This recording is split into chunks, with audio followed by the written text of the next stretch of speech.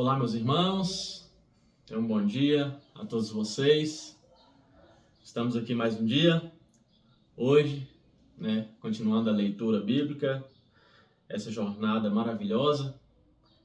Vamos começar hoje Hebreus. Vamos ler o livro de Hebreus, do capítulo 1 ao capítulo 7. Então, como sempre, convido você a fechar os seus olhos e abrir o seu coração e dar lugar para o Espírito Santo falar com você. Amém? Então vamos orar. Pai, te damos graças por mais um dia estarmos aqui, meu Deus, para a leitura dessa palavra maravilhosa, Pai, que tem nos transformado, que tem nos mudado, Pai Santo, Pai querido, que tem, meu Deus, nos revelado os planos do Senhor, ó Pai. São planos maravilhosos para aqueles que o servem, para aqueles, ó Pai amado, que o adoram em espírito e em verdade. Para aqueles, ó Pai, que tiram um tempo em oração com o Senhor, que tiram um tempo, Pai amado, para a leitura dessa palavra maravilhosa, Pai. Pois tudo, meu Deus, que falta em nós está nesta palavra. Tudo que falta em nós sobra em Ti, meu Pai. Então, por isso, nós buscamos somente em Ti, Senhor. Pois só o Senhor pode nos dar forças. Pois sozinhos, ó Pai, não conseguimos. Se não for, ó Pai, através do Teu Espírito Santo, Pai, do Consolador, nós não conseguimos, Pai. Então, meu Deus, nós damos liberdade para esse Espírito Santo agir no nosso meio, agir no meu coração e no coração, ó Pai, dessas pessoas que estão do outro lado dessa tela. E que essa leitura de hoje, ó Pai, venha nos edificar cada dia mais, em nome de Jesus. E quem crê, diga amém. Aleluias. Então, vamos dar início à leitura. Hebreus, capítulo 1. Jesus Cristo, a perfeita revelação de Deus. Antigamente, por meio dos profetas, Deus falou muitas vezes e de muitas maneiras aos nossos antepassados. Mas nesses últimos tempos Ele nos falou por meio do seu Filho. Foi Ele quem Deus escolheu para possuir todas as coisas e foi por meio dele que Deus criou o universo. O Filho brilha com o brilho da glória de Deus e é a perfeita semelhança do próprio Deus. Ele sustenta o universo com a sua palavra poderosa e depois de ter purificado os seres humanos dos seus pecados, sentou-se no céu do lado direito de Deus, o Todo-Poderoso. Aleluias. O Filho e os anjos. Assim Deus fez com que o Filho fosse superior aos anjos e lhe deu um nome que é superior ao nome deles.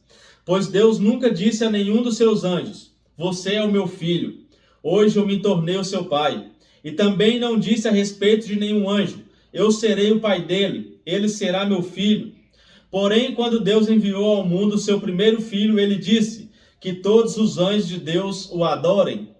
A respeito dos anjos, Deus disse: Deus faz com que os seus anjos se tornem ventos e os seus servidores chamas de fogo. Mas a respeito do Filho, ele disse: o teu reino, ó Deus, vai durar para todos sempre. Tu governarás o teu povo com justiça. Tu amas o bem e odeias o mal. Foi por isso que Deus, o teu Deus, te escolheu e te deu a alegria de receber uma honra muito maior do que a dos teus companheiros. E as Escrituras Sagradas também dizem: Tu, Senhor, no começo criaste a terra e com as tuas próprias mãos fizeste os céus. A terra e o céu vão acabar, mas tu viverás para sempre. Eles ficarão velhos como roupa. Tu os dobrarás como se dobra um casaco, e serão trocados como se troca de roupa. Mas tu és sempre o mesmo, e a tua vida não tem fim. Deus nunca disse a nenhum dos seus anjos: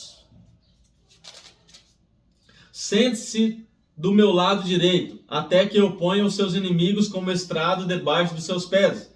Então, o que são os anjos? Todos eles são espíritos que servem a Deus, os quais ele envia para ajudar os que vão receber a salvação. Aleluias, irmãos. Então, isso são os anjos, É o que Deus envia para ajudar os que vão receber a salvação. Ou seja, eu e você temos a ajuda dos anjos enviados por Deus. Amém? Capítulo 2. A grande salvação. Por isso devemos prestar mais atenção nas verdades que temos ouvido, para não nos desviarmos delas. Não há dúvida de que a mensagem que foi dada por meio dos anjos é verdadeira. E aqueles que não a seguram nem foram obedientes a ela receberão o castigo que mereciam.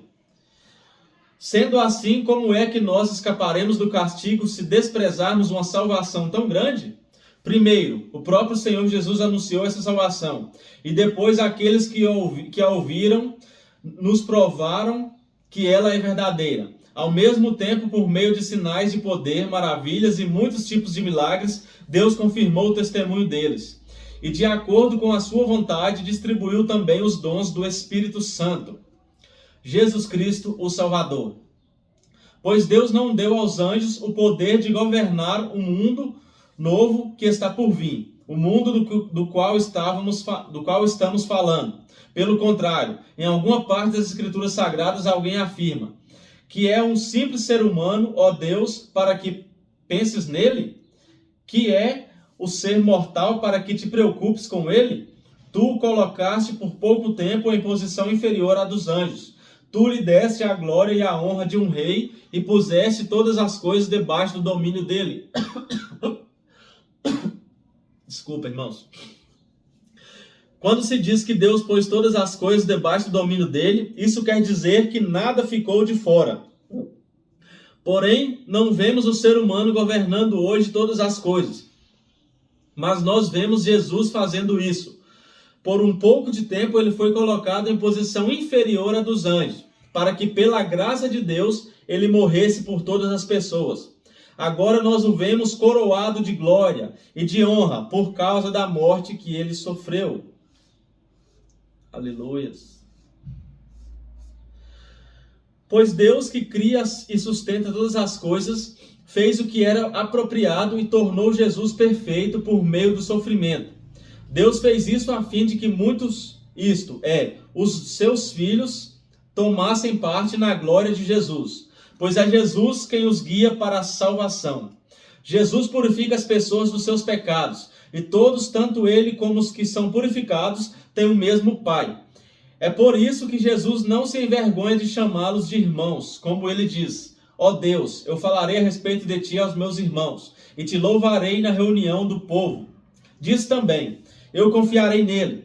E diz ainda: aqui estou eu com os filhos que Deus me deu.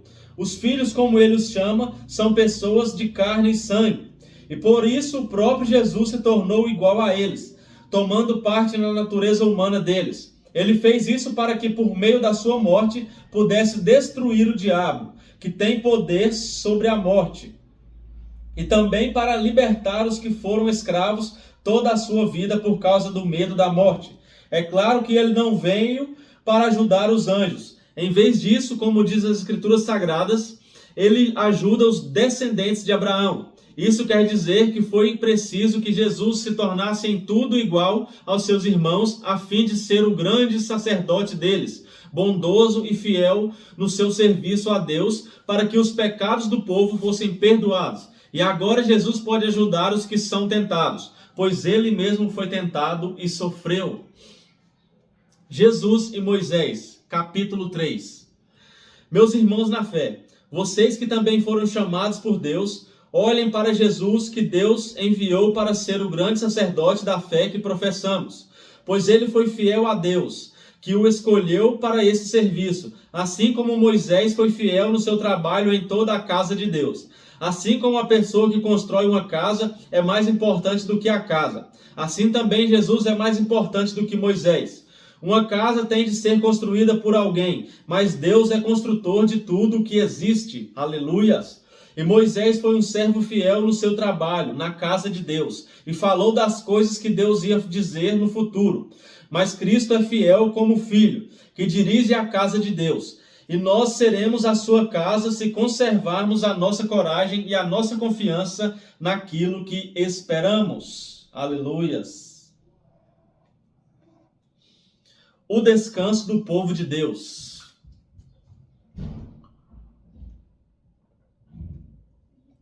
Por isso, como diz o Espírito Santo, se hoje vocês ouvirem a voz de Deus, não sejam teimosos como foram seus antepassados quando se revoltaram contra ele, no dia em que eles o puseram à prova no deserto. Ali os antepassados de vocês me desafiaram e me puseram à prova, embora eles tivessem visto o que eu fiz durante 40 anos. Por isso fiquei irritado com aquela gente e disse: eles são gente de coração perverso e não querem obedecer aos meus mandamentos. Eu fiquei irado e fiz esse juramento: eles nunca entrarão na terra prometida, onde eu lhes teria dado descanso. Meus irmãos, cuidado para que nenhum de vocês tenha um coração tão mau e descrente que o leve a se afastar do Deus vivo. Pelo contrário, enquanto esse hoje, de que falam as Escrituras Sagradas, se aplicar a nós, animem uns aos outros, a fim de que nenhum de vocês se deixe enganar pelo pecado, nem endureça o seu coração. Pois seremos companheiros de Cristo se continuarmos firmes até o fim na confiança que temos tido desde o princípio. É isso que as Escrituras Sagradas dizem. Se hoje vocês ouvirem a voz de Deus, não sejam teimosos como foram seus antepassados, quando se revoltaram contra ele. Quem foi que ouviu a voz de Deus e se revoltou contra ele? Foram todos os que Moisés tirou do Egito. Com quem foi que Deus se irritou durante 40 anos? Foi com os que pecaram e caíram mortos no deserto. E de quem é que Deus estava falando quando fez esse juramento? Eles nunca entrarão na terra prometida, onde eu lhes teria dado descanso. Ele estava falando das pessoas que se revoltaram. Portanto, vemos que elas não puderam entrar na terra prometida porque não tiveram fé. Capítulo 4. Deus nos deixou a promessa de que podemos receber o descanso de que ele falou. Portanto, tenhamos muito cuidado para que Deus não julgue que algum de vocês tenha falhado, deixando assim de receber esse descanso. Pois assim como aquelas pessoas ouviram, também nós ouvimos a boa notícia. Elas ouviram a mensagem, porém ela não lhes fez nenhum bem, porque quando a ouviram, não a receberam com fé. Portanto, nós, os que cremos, recebemos o descanso prometido por Deus, como ele mesmo disse: eu fiquei irado e fiz esse juramento: eles nunca entrarão na terra prometida, onde eu lhes teria dado descanso. Ele disse isso, embora o seu trabalho já estivesse terminando desde o tempo em que havia criado o mundo. Pois a respeito do sétimo dia está escrito o seguinte em alguma parte das Escrituras Sagradas: no sétimo dia Deus descansou de todo o trabalho que ele havia feito. E o mesmo assunto é repetido: eles nunca entrarão na terra prometida, onde eu lhes teria dado descanso. Aqueles que foram os primeiros a ouvir a boa notícia não tiveram fé, e por isso não receberam esse descanso. Portanto, há outros que vão recebê-lo. Prova disso é que Deus marca outro dia, chamado hoje. Ele falou disso muitos anos depois, por meio de Davi, no trecho das Escrituras já citado. Se hoje vocês ouvirem a voz de Deus, não sejam teimosos. Se Josué tivesse dado ao povo esse descanso, Deus não teria falado mais tarde a respeito de outro dia. Assim ainda fica para o povo de Deus um descanso, como o descanso de Deus no sétimo dia. Porque quem receber o descanso que Deus prometeu, vai descansar de todos os seus trabalhos, assim como Deus descansou dos trabalhos dele. Portanto, façamos tudo para receber esse descanso, e assim nenhum de nós deixará de recebê-lo, como aconteceu com aquelas pessoas por terem se revoltado. Pois a palavra de Deus é viva e poderosa e corta mais do que qualquer espada afiada dos dois lados. Ela vai até o lugar mais fundo da alma e do espírito, vai até o íntimo das pessoas e julga os desejos e pensamentos do coração delas. Não há nada que se possa esconder de Deus. Em toda a criação tudo está descoberto e aberto diante dos seus olhos. E é a ele que todos nós teremos de prestar contas. Aleluia, meu irmão. Nada é escondido de Deus. Cristo, o grande sacerdote eterno. Portanto, fiquemos firmes na fé que anunciamos, pois temos um grande sacerdote poderoso, Jesus, o Filho de Deus, o qual entrou na própria presença de Deus. O nosso grande sacerdote não é como aqueles que não são capazes de compreender as nossas fraquezas. Pelo contrário, temos um grande sacerdote que foi tentado do mesmo modo que nós, mas não pecou. Por isso, tenhamos confiança e cheguemos perto do trono divino, onde está a graça de Deus. Ali receberemos misericórdia e encontraremos graça sempre que precisarmos de ajuda. Aleluias. Capítulo 5.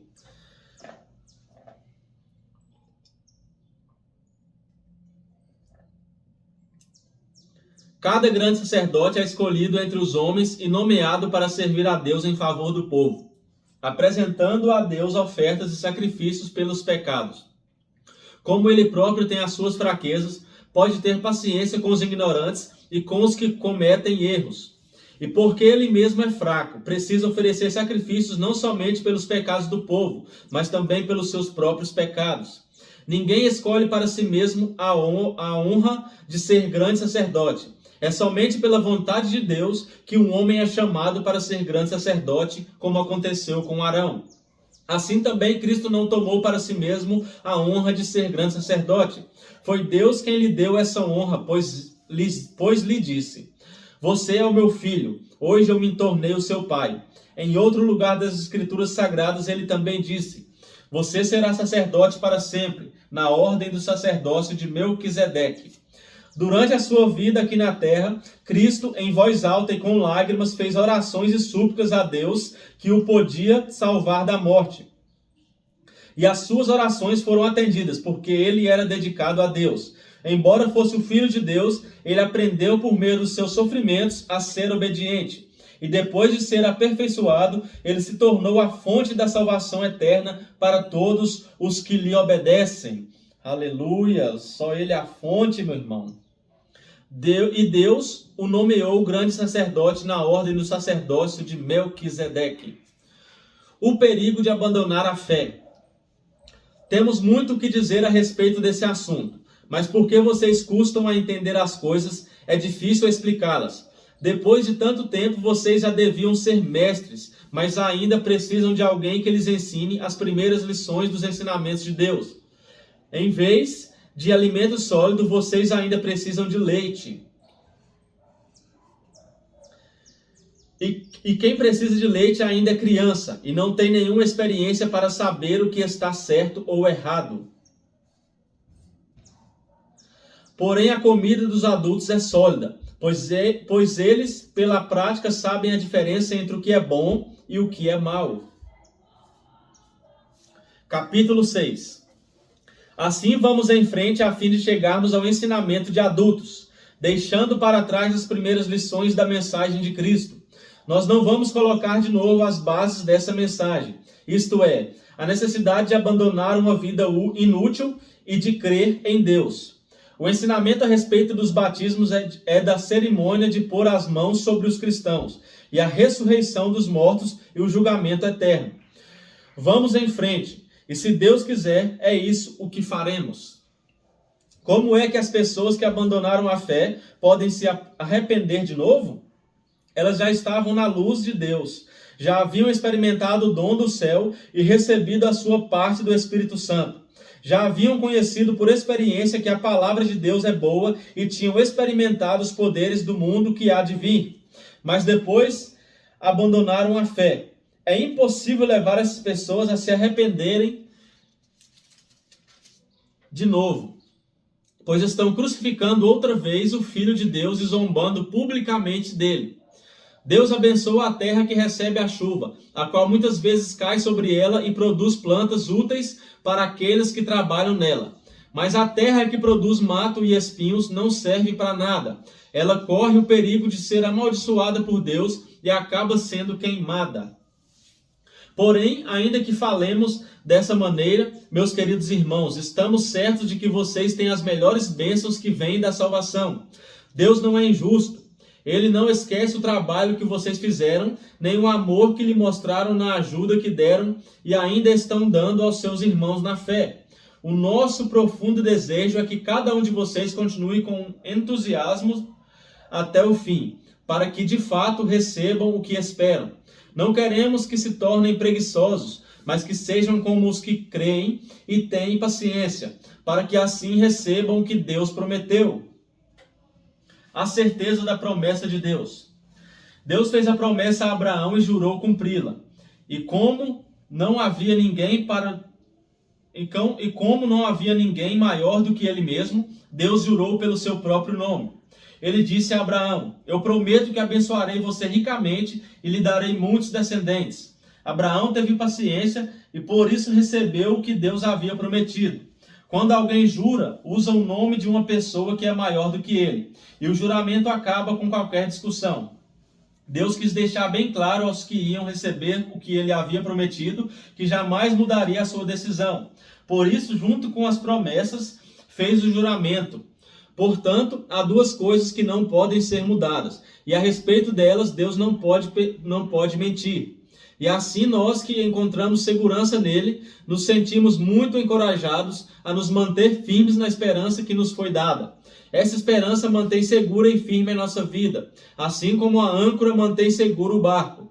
Ela passa pela cortina do templo do céu e entra no lugar santíssimo celestial. Foi lá que, para o nosso bem, Jesus entrou antes de nós. Ele se tornou para sempre o grande sacerdote na ordem do sacerdócio de Melquisedeque.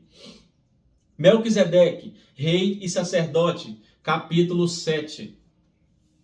Esse Melquisedeque era rei da cidade de Salém e sacerdote do Deus Altíssimo. Quando Abraão estava voltando da batalha em que matou os reis, Melquisedeque foi ao encontro dele e o abençoou. Abraão lhe deu a 10ª parte de tudo que ele havia tomado dos inimigos na batalha. O nome de Melquisedeque quer dizer, primeiramente, rei da justiça. E porque ele era rei de Salém, o seu nome também quer dizer rei da paz. Não se conhece o pai, nem a mãe, nem qualquer antepassado de Melquisedeque. E também não se sabe nada sobre o seu nascimento ou sobre a sua morte. Por ser como filho de Deus, ele continua sacerdote para sempre. Vejam como Melquisedeque era grande. Abraão, o patriarca, lhe deu a 10ª parte de tudo que havia tomado dos inimigos na batalha. Conforme a lei de Moisés, os sacerdotes que são descendentes de Levi têm a obrigação de receber do povo a 10ª parte de tudo. Eles recebem dos seus próprios patrícios, embora esses também sejam descendentes de Abraão. Melquisedeque não era descendente de Levi, mas recebeu a 10ª parte daquilo que Abraão havia tomado na batalha e o abençoou. Sim, abençoou o próprio Abraão, que havia recebido as promessas de Deus. Não há dúvida de que aquele que abençoa é mais importante do que aquele que é abençoado. No caso dos sacerdotes, a 10ª parte é recebida por homens que um dia vão morrer. Mas no caso de Melquisedeque, como diz as Escrituras Sagradas, a 10ª parte foi recebida por alguém que continua vivo. Portanto, quando Abraão pagou a 10ª parte, Levi, cujos descendentes receberam a 10ª parte, também pagou. Pois Levi não tinha nascido, e por assim dizer, ainda estava no corpo do seu antepassado Abraão, quando este se encontrou com Melquisedeque. A lei que o povo de Israel recebeu se baseava no sacerdócio dos levitas. Ora, se o trabalho dos sacerdotes levitas tivesse sido perfeito, não haveria necessidade de aparecer outro tipo de sacerdote, da ordem do sacerdócio de Melquisedeque e não da ordem de Arão. Pois quando se muda o sacerdócio, a lei também precisa ser mudada. E o nosso Senhor Jesus, a respeito de quem são ditas essas coisas, pertencia a outra tribo, e nenhum membro dessa tribo jamais serviu como sacerdote. É sabido que por nascimento Jesus, o nosso Senhor, pertencia à tribo de Judá, e Moisés não disse nada dessa tribo quando falou a respeito de sacerdotes. Outro sacerdote como Melquisedeque. E tudo isso se torna bem mais claro, pois surgiu um sacerdote diferente, parecido com Melquisedeque. Ele não foi feito sacerdote pelas leis ou regras humanas, porém se tornou sacerdote por meio do poder de uma vida que não tem fim. Porque as Escrituras Sagradas dizem: você será sacerdote para sempre, na ordem do sacerdócio de Melquisedeque. Assim a regra antiga foi anulada, porque era fraca e inútil, pois a lei não podia aperfeiçoar nada. Mas agora Deus nos deu uma esperança melhor, por meio da qual chegamos perto dele. Além disso, há o juramento de Deus. Não houve juramento quando os outros se tornaram sacerdotes, porém houve juramento quando Jesus se tornou sacerdote, pois Deus lhes disse: o Senhor jurou e não voltará atrás. Ele disse: você será sacerdote para sempre. Aleluias, irmãos. Oh, Jesus poderoso. Portanto, essa diferença também faz com que Jesus seja a garantia de uma aliança melhor. Há ainda outra diferença. Os outros sacerdotes foram muitos porque morriam e não podiam continuar o seu trabalho. Mas Jesus vive para sempre e o seu sacerdócio não passa para ninguém. E por isso ele pode hoje e sempre salvar as pessoas que vão a Deus por meio dele. Porque Jesus vive para sempre, a fim de pedir a Deus em favor delas. Oh, glórias a Deus! Por isso Jesus é o grande sacerdote de que necessitamos. Só ele, né, irmãos? Ele é perfeito e não tem nenhum pecado ou falha. Ele foi separado dos pecadores e levado acima dos céus. Ele não é como os outros grandes sacerdotes. Não precisa oferecer sacrifícios todos os dias. Primeiro pelos seus próprios pecados e depois pelos pecados do povo. Ele ofereceu um sacrifício uma vez por todas, quando se ofereceu a si mesmo. A lei de Moisés escolheu homens que são imperfeitos para serem grandes sacerdotes, mas pela promessa feita com juramento, a qual veio depois da lei de Moisés, Deus escolhe o Filho, que se tornou perfeito para sempre. Aleluias! Oh, glórias, irmãos. A palavra de Deus é tremenda. Como Jesus é lindo, né, irmãos? Como Jesus é lindo. É o nosso sacerdote, é o nosso eterno sacerdote. Amém? E aqui fala que ele ofereceu a si mesmo. Foi pago de uma vez por todas, irmãos. Pagou por nossos pecados. Carregou uma cruz muito longe por mim e por você. Aleluias. Então valorize, meu irmão. Valorize essa palavra. Amém? Olha aqui. Ele ofereceu um sacrifício uma vez por todas. Uma vez por todas. Acabou, meu irmão. Aleluias. Ele pagou por mim, ele pagou por você um preço de sangue, um preço de dor. Amém? Então valorize, vamos valorizar cada dia mais. Quando você não quiser orar, quando você não quiser ler a palavra, aleluias, lembre de Jesus. Pense nele, pelas suas pisaduras fomos sarados. Pense nele, meu irmão, e você será fortalecido. Amém? Você será fortalecido, porque ao lembrar de Jesus, você vai ver que todo tanto que a gente faz para ele é pouco. É um preço que nós nunca poderemos pagar. Por isso, a cada dia que levantamos, ou vamos dormir, ou o dia inteiro, mantemos em espírito de oração, dando graças a Deus por tudo. Amém? Dando graças, agradecendo. Eterna gratidão nós temos que ter a Jesus. Amém? Então, meu irmão, quando você aí estiver à beira do pecado, à beira do abismo, né, no fundo da lama, pense comigo, pense com você mesmo, fala, olha, a tua graça me basta. Jesus, a tua presença me basta. Eu não preciso de pecados, eu não preciso de pornografia, eu não preciso de trair a minha mulher, eu não preciso de caluniar ninguém, eu não preciso de falso testemunho, eu não preciso de fofocas. Amém? Porque a presença de Jesus nos basta. Não precisamos de mais nada. Amém? Oh, glórias a Deus, aleluia. Só precisamos de Jesus. É só do Senhor Jesus que precisamos. E eu creio que Jesus está presente aqui nesse lugar. E eu creio que Jesus está presente aí do seu lado também, meu irmão. Amém? Então sinta a presença de Jesus aí agora. Sinta a presença do Espírito Santo. Aleluias. Oh, meu irmão, dá vontade de sair pulando aqui. Tanto que a presença de Deus é maravilhosa. Olha, chegamos ao fim, né, da leitura de hoje. Encerramos. Amanhã continuaremos no livro de Hebreus. Mas, irmãos, olha, que livro tremendo. Aleluias, glórias a Deus. Que essas palavras lidas aqui fiquem guardadas no coração de vocês. E que o Espírito Santo os faça lembrar, quando você precisar dessa palavra, para pregar para alguém, ou para você lembrar o quanto Jesus é importante na minha vida e na sua vida. Amém? Um forte abraço e até mais. Amanhã temos um novo encontro aqui, mais um dia. Então, um abraço. Tchau, tchau.